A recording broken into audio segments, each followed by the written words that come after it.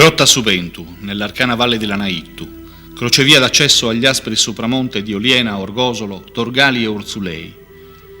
Chi ha avuto la fortuna di vivere, già da fanciullo, vicende, ambienti, nomi ed avventure legate all'esplorazione di questa grotta è rimasto ammaliato dall'immaginario forte e struggente diffuso da questi luoghi. Un immaginario composto di lunghi campi interni e canotti lacerati, di interminabili disostruzioni e d'armi impossibili, di candele e di indumenti bagnati, di zaini militari colmi di raccorderie metalliche e di piramidi umane, messe in atto con l'ostinata determinazione di violare un nuovo anfratto, messe in atto con l'intento di inseguire un sogno condiviso, fatto di buio e di sfolgoranti scenari d'acqua e cristalli.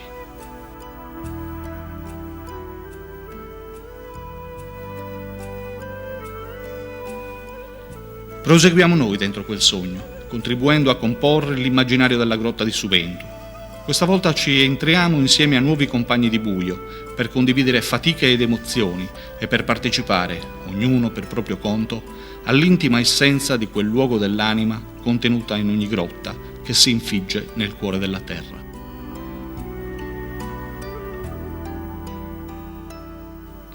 Vogliamo dedicare questa spedizione e le immagini che la documentano a tutti quegli speleologi, già partiti per l'ultima solitaria spedizione, ai quali la grotta di Subentu ha plasmato un pezzo d'anima. In vostro ricordo Emil, Bruno, Serafino, Federico, Giampaolo, Giovannino, Dedè, Gianni.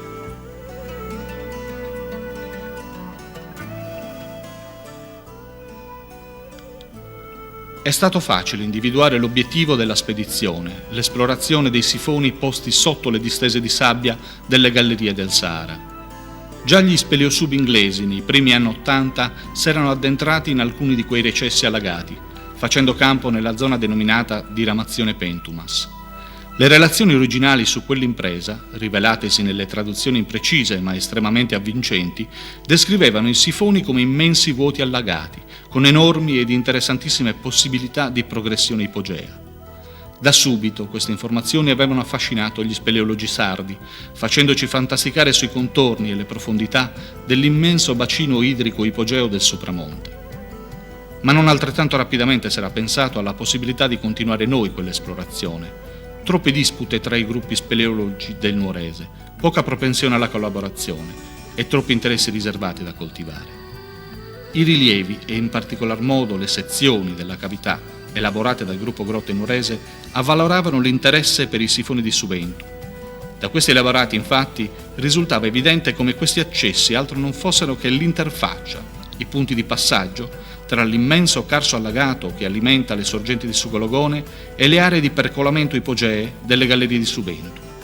La possibilità di esplorare ed analizzare una porzione di un carso saturo così esteso, quindi, era già di per sé un affascinante obiettivo di ricerca, un obiettivo che, considerata la mole di lavoro da eseguire, richiedeva tanto impegno ed un fortissimo spirito di collaborazione. Così qualcuno si è fatto avanti e ha contattato i gruppi. Ci siamo riuniti e, tutti insieme, abbiamo dato inizio all'operazione. L'organizzazione logistica della spedizione non è stata cosa facile. La grotta di Subentu è caratterizzata principalmente da una forra profonda in certi punti oltre 60 metri. In questo cuneo di vuoto che fende la terra si dipartono oltre 13 km di gallerie e cunicoli, spesso tra loro collegati da improvvisi dislivelli.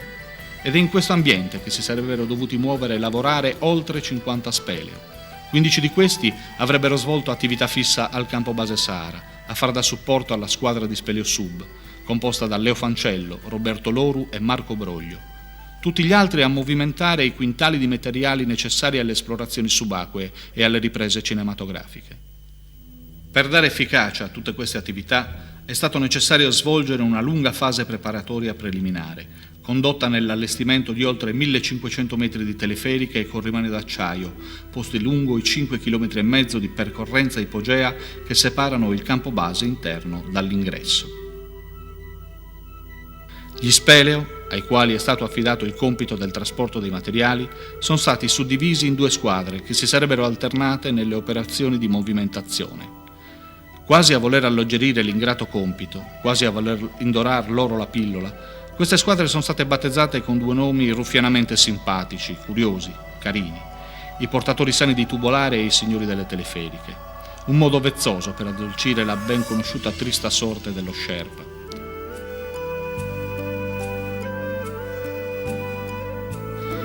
Ma lasciatecelo dire, siamo stati tutti valenti, precisi, efficaci, anche quelli che entravano a Suventu per la prima volta, anche quelli che, prima della spedizione, non erano a conoscenza di tutte le difficoltà che avrebbero incontrato lungo il percorso, ed anche chi, come Pierfranco, il cineoperatore, non sapeva all'inizio da che parte si impugnasse un discensore.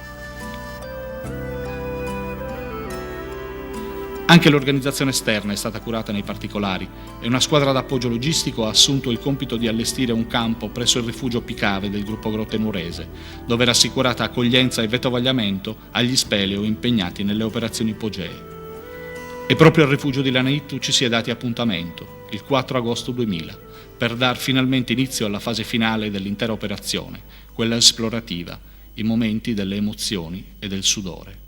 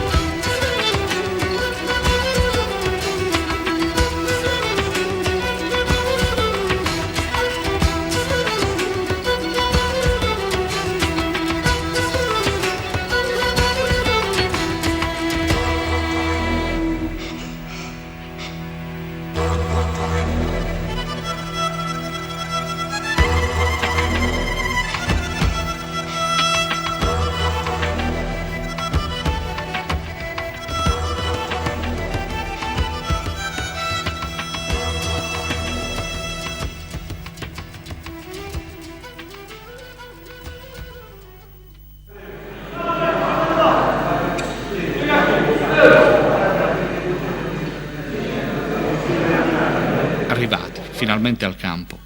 Mai visto tanto movimento qui al Sahara. È una bella confusione, carica di impegno, di discussioni e puntualizzazioni sulle cose da fare, di gente che si riposa, che strizza gli indumenti e s'asciuga le ossa. Chi deve ripartire subito ripristina la carica di carburo. Uscire sarà più rapido ed agevole, ma si sarà certamente più stanchi rispetto all'entrata. Per questo motivo sarà necessario avere a disposizione tutta l'efficienza dell'apparato di illuminazione.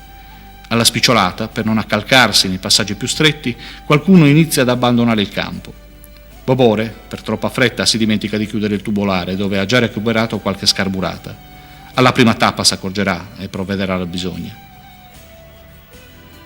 La squadra d'appoggio al campo intanto carica sulle spalle i tubolari contenenti le attrezzature speleo subacquee ed inizia la discesa verso i pozzi, alla base del quale è ubicato il sifone nel quale si immergerà Leo. Sono 80 metri di dislivello piuttosto agevoli, anche se alcuni tratti sono decisamente stretti. E questa morfologia impedirà di fatto la realizzazione di immagini durante la discesa. Troppo complicato e rischioso manipolare decine di milioni di attrezzature cinematografiche attaccate ad una corda in un cunicolo angusto.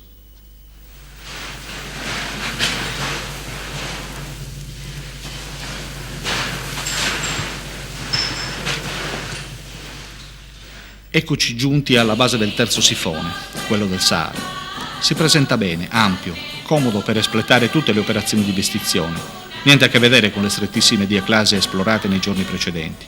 Ne sa qualcosa Marco Broglio che, all'uscita del sifone del terzo vento, ha promesso di rendere pan per focaccia, magari nelle fredde acque delle Apuane all'amico Leo.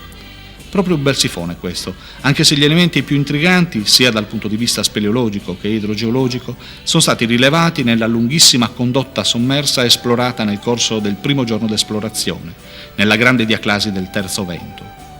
Questo sifone di difficile accesso è stato percorso da Leo Fancello e Roberto Loru per circa 140 metri di lunghezza, raggiungendo una profondità di meno 43 metri. L'esplorazione della frattura, che presenta una larghezza variabile dai 3 agli 8 metri, non può affatto dirsi conclusa. Infatti, la diaclasi allagata è stata perlustrata sia verticalmente che orizzontalmente solo in minima parte a causa dei limiti tecnici connessi alle progressioni speleo-subacquee. All'interno del sifone è stata rilevata una prima pavimentazione, localizzabile a circa meno 50 metri, composta da materiale detritico. Questo spesso diaframma orizzontale è interrotto da alcuni blue hole, termine inglese che tradotto letteralmente suona come buchi blu, i quali, ad una stima speditiva, s'approfondiscono nel cuore del Carso Saturo per un centinaio di metri.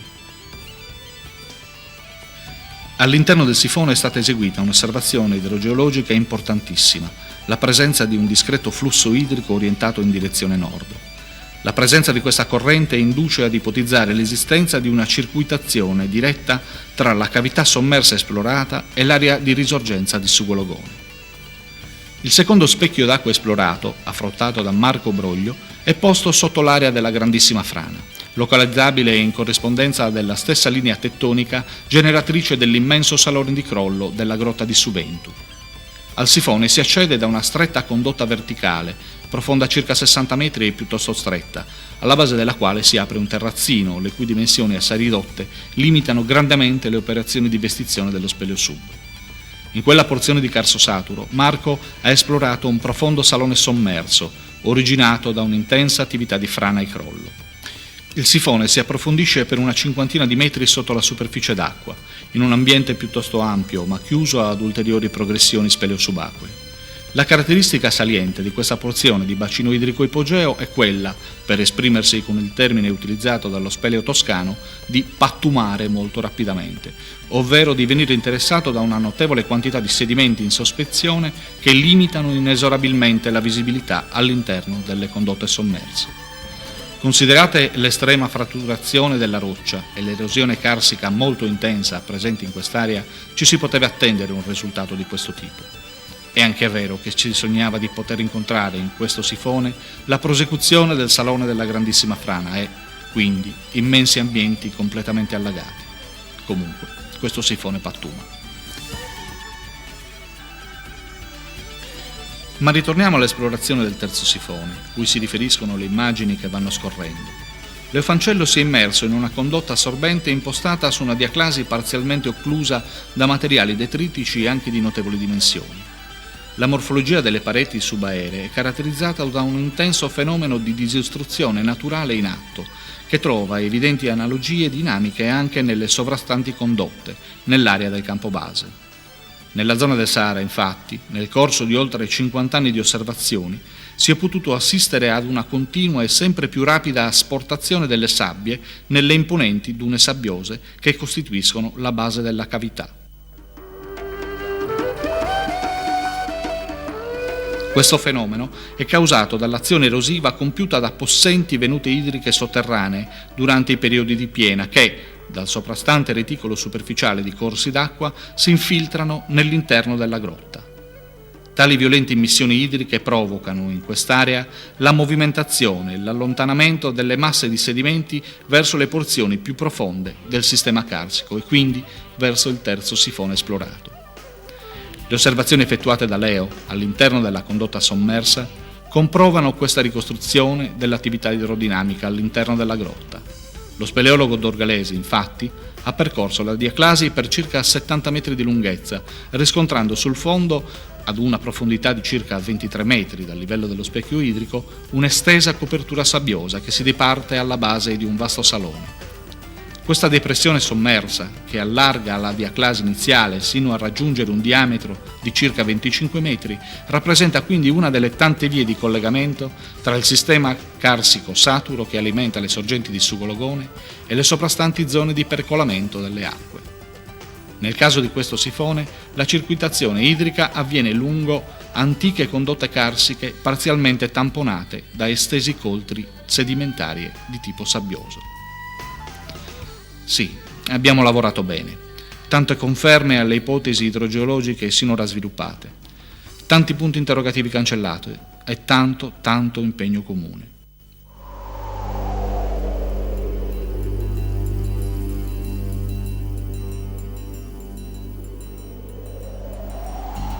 Un impegno portato a buon fine, con la volontà e la collaborazione di tutti.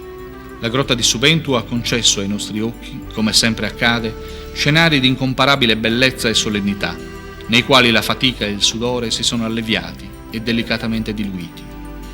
Ed alcuni di quei magnifici panorami li abbiamo portati con noi, impressi nelle immagini, per rendere partecipi anche gli amici delle emozioni e delle sensazioni vissute in quei 4 giorni di sentieri nel buio.